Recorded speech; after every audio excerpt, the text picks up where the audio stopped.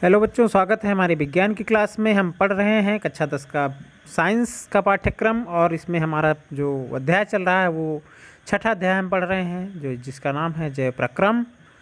जैव प्रक्रम वह प्रक्रम होते हैं जिनसे जो सजीव होते हैं वह सजीव अवस्था में बने रहते हैं। ऐसी क्रियाएँ जो शरीर के भीतर होती हैं जो कि एक सजीव को सजीव बनाए रखने का कार्य करती हैं, उन क्रियाओं को हम या उन प्रक्रम को हम जैव प्रक्रम के नाम से जानते हैं। यह प्रमुख क्रियाएं होती हैं श्वसन, पोषण, उत्सर्जन, जनन और वहन। ये सारी क्रियाएं होती हैं जिनसे एक सजीव सजीव अवस्था में बना रहता है, जिससे हम उसकी पहचान बनी रहती है कि वह एक जीवित जीव है।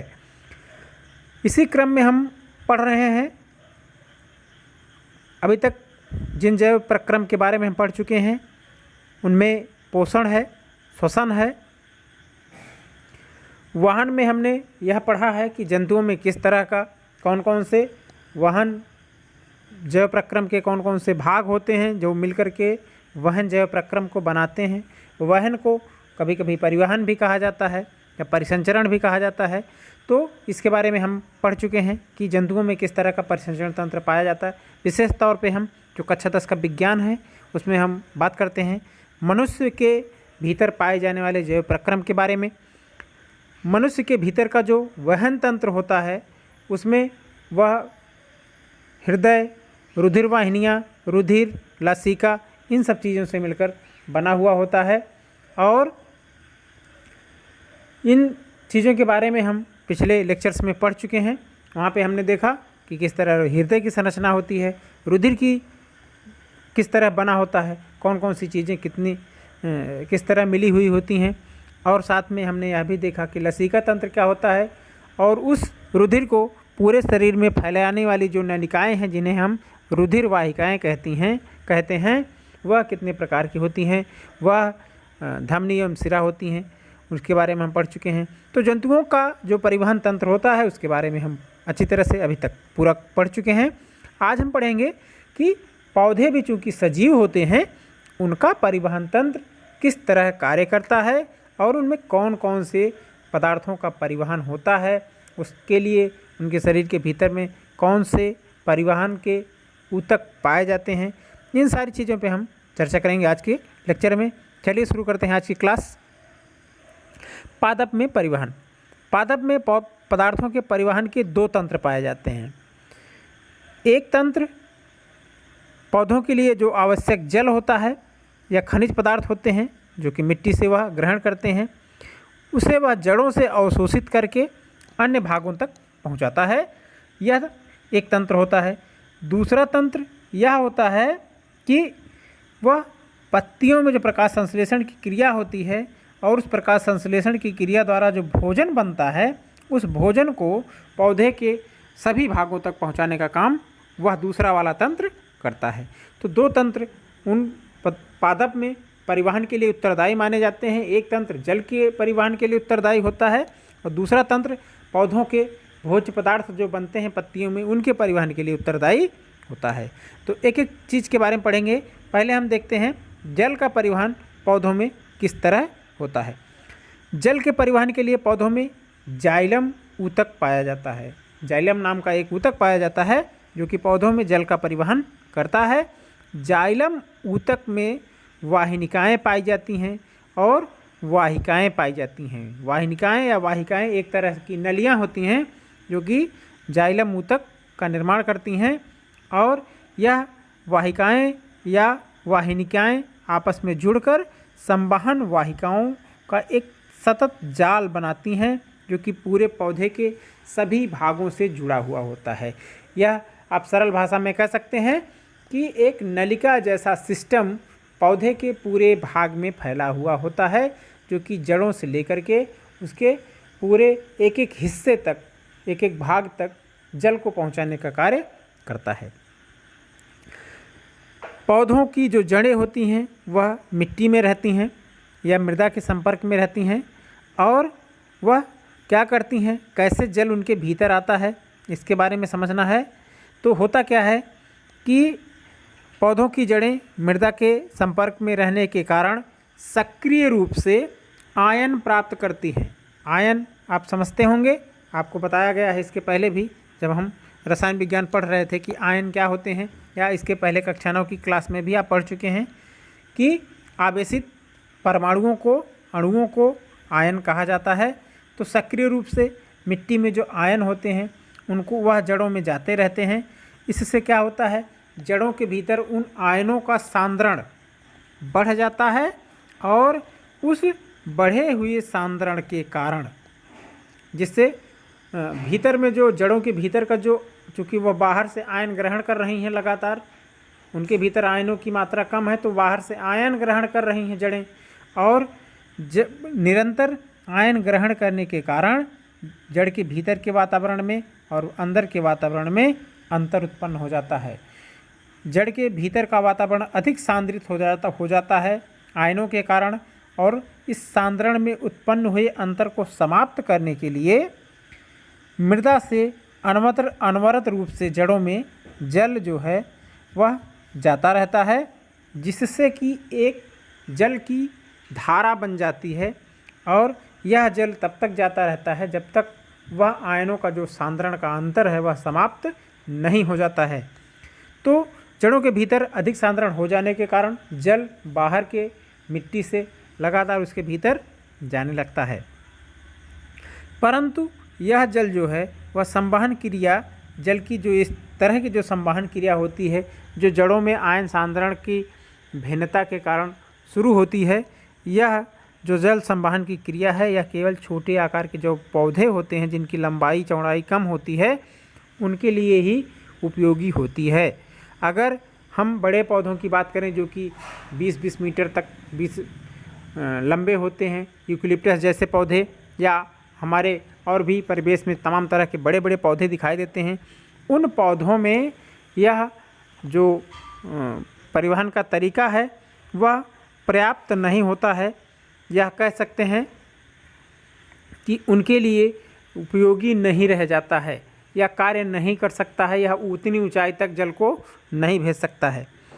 तो क्या होता है कि अधिक ऊंचाई तक पौधों में जल पहुंचाने के लिए जो पत्तियों में एक क्रिया होती है, वाष्पोत्सर्जन की क्रिया, जल के वाष्पन की क्रिया होती है, पत्तियों से जल उड़ता रहता है, उसे हम वाष्पोत्सर्जन की क्रिया कहते हैं।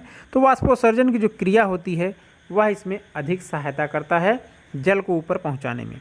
वाष्पोत्सर्जन की क्रिया में क्या होता है, जब जल के अणु पत्तियों के जो रंध्र होते हैं वहाँ से वाष्पित होकर के निकलते हैं तो वह जगह खाली हो जाती है, तो उसके पीछे वाला जो जल का अणु है उस स्थान को भरने के लिए आगे बढ़ जाता है।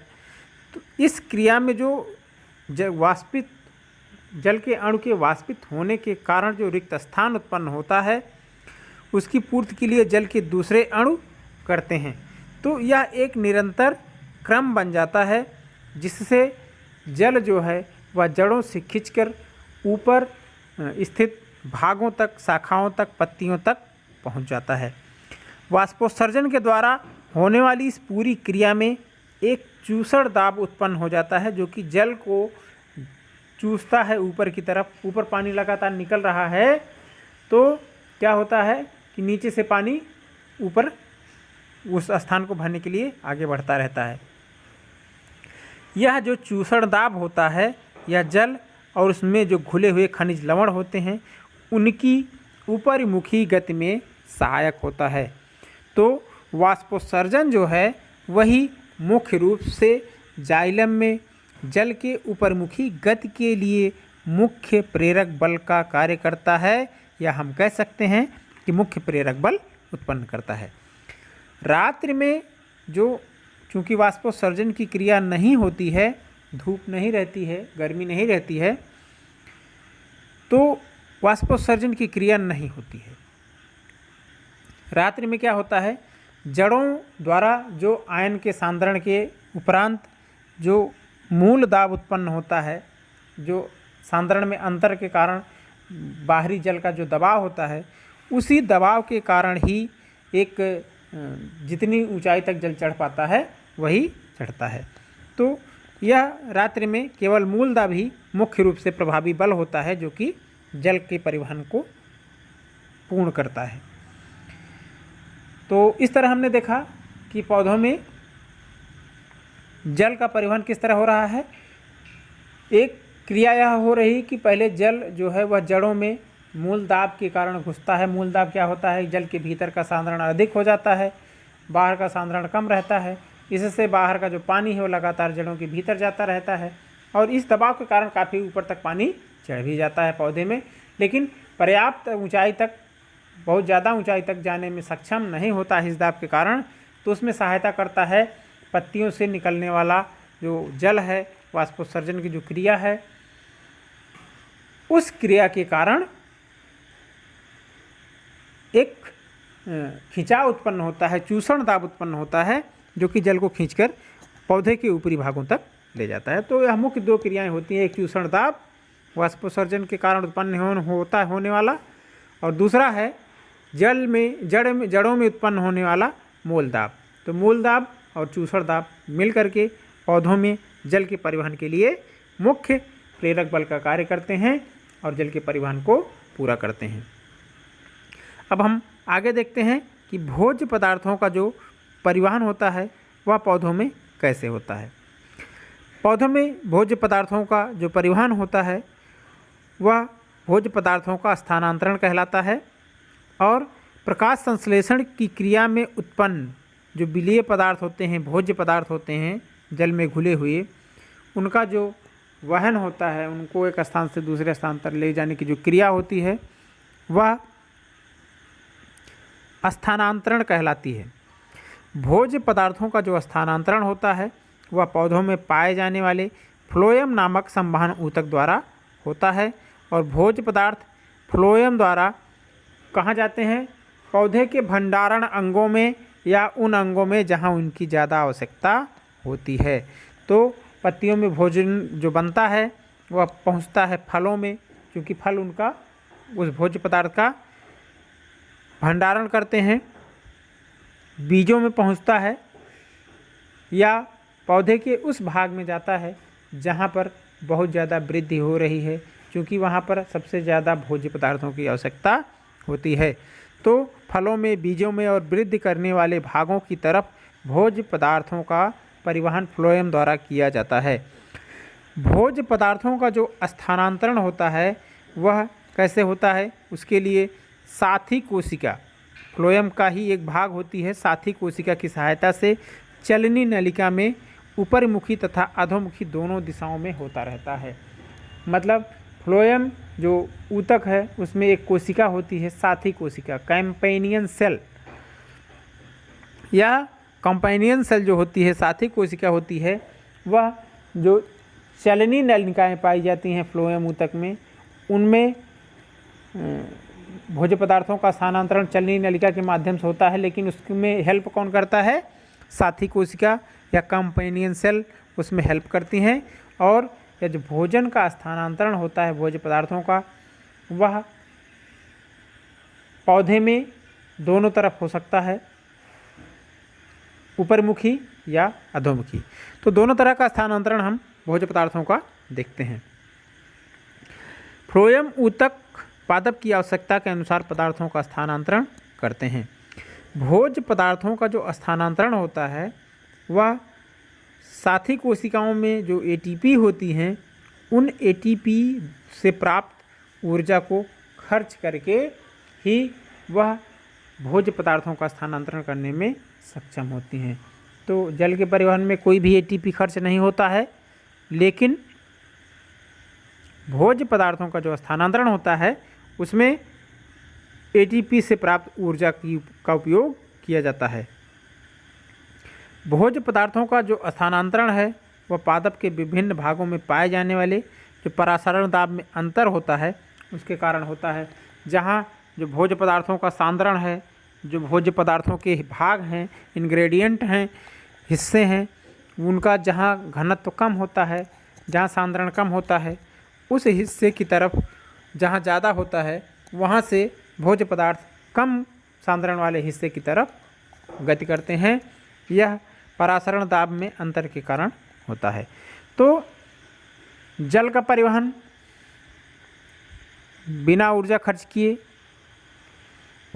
मूल दाब और चूषण दाब के कारण संपन्न होता है, लेकिन भोज्य पदार्थों का परिवहन ऊर्जा खर्च करके, एटीपी खर्च करके चलनी नलिका के माध्यम से साथी कोशिका की सहायता से और परासरण दाब में अंतर उत्पन्न होने के कारण भोज्य पदार्थों का स्थानांतरण ऊपर की तरफ पौधे में और नीचे की तरफ दोनों तरफ ही होता है।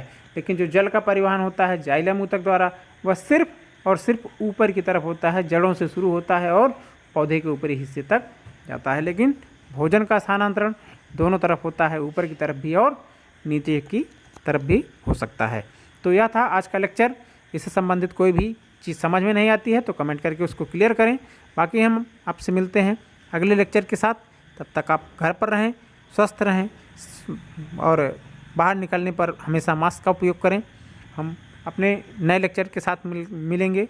तब तक आपको बहुत बहुत शुभकामनाएं।